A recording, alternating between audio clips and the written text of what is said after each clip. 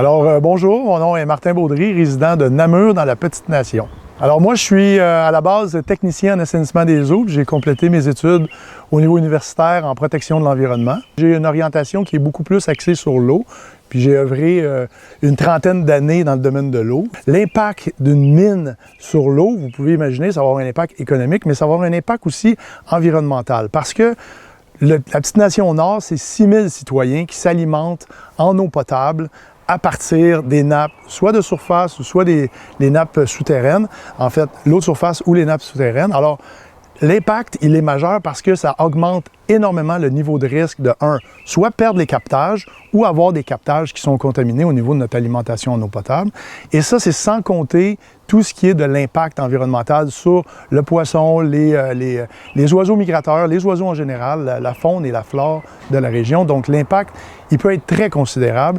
Et le fait de faire une mine, comme je dis, à ciel ouvert, c'est le type de mine qui consomme le plus d'eau. Lorsqu'on fait une activité quelle qu'elle soit, que ce soit résidentielle, commerciale, industrielle, on a un impact sur l'environnement, puis on a un impact et on augmente le risque d'une migration potentielle. C'est quoi une migration potentielle? C'est à partir du moment qu'il y a un contaminant qui est mis dans l'environnement, soit qu'il y a une percolation, c'est-à-dire ça rentre dans le sol puis ça s'en va dans la nappe phréatique, dans les eaux souterraines, ou soit que par ruissellement, ça se ramasse dans une rivière, un cours d'eau, un ruisseau, puis celui-ci va se déverser dans les rivières qui sont avoisinantes. On a 4 rivières ici dans la Petite-Nation, dans notre grand bassin versant en réalité, dont 2 qui vont être vraiment touchés au niveau de l'analyse du risque par le projet en question.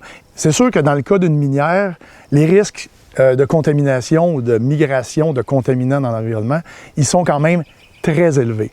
On va faire des mesures de mitigation, on va faire des digues, des barrages, on va trouver des solutions pour essayer de réduire le risque, sauf que le risque zéro n'existe pas.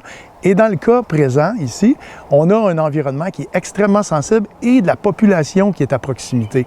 Contrairement à des projets miniers dans d'autres régions où il y a moins de population, où c'est des endroits aussi qui sont plus propices à l'exploitation minière, des endroits où le terrain est beaucoup plus plane, qu'on est moins en élévation.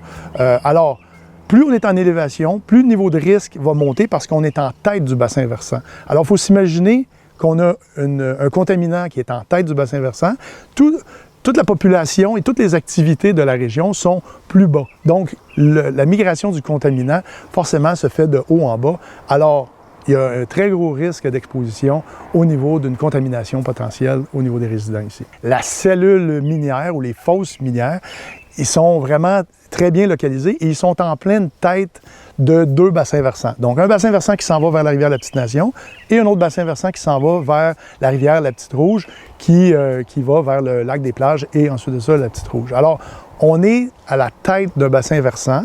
On est dans une zone possiblement de recharge également souterraine. Donc, au niveau de l'eau de surface, c'est une chose, mais au niveau du souterrain aussi.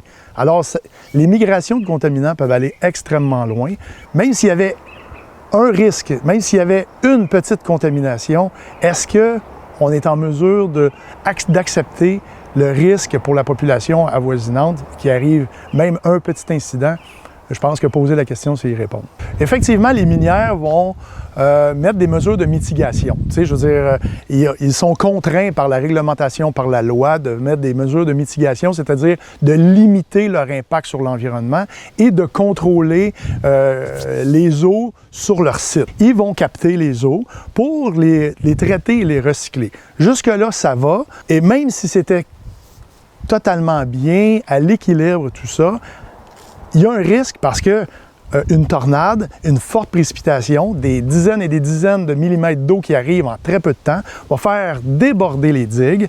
Puis on aurait beau les faire très très hautes, plus on les fait hautes, plus on a des risques de fuite en plus, et plus ça augmente les coûts. Donc forcément, l'industrie va réussir, va se conformer à la réglementation pour ce qui est de la protection, mais après, quand vient le temps de l'exploitation, s'il y a un événement climatique majeur qui fait en sorte que ça déborde ou qu'il y a une tornade. On en a eu ici des tornades. Juste ici, en arrière de moi, on a eu des vents jusqu'à 140-150 km/h. On est dans une zone à risque pour des changements météorologiques violents. Donc, les changements climatiques nous amènent ça aussi. Dans 10 ans, dans 15 ans, ça va être probablement pire qu'aujourd'hui.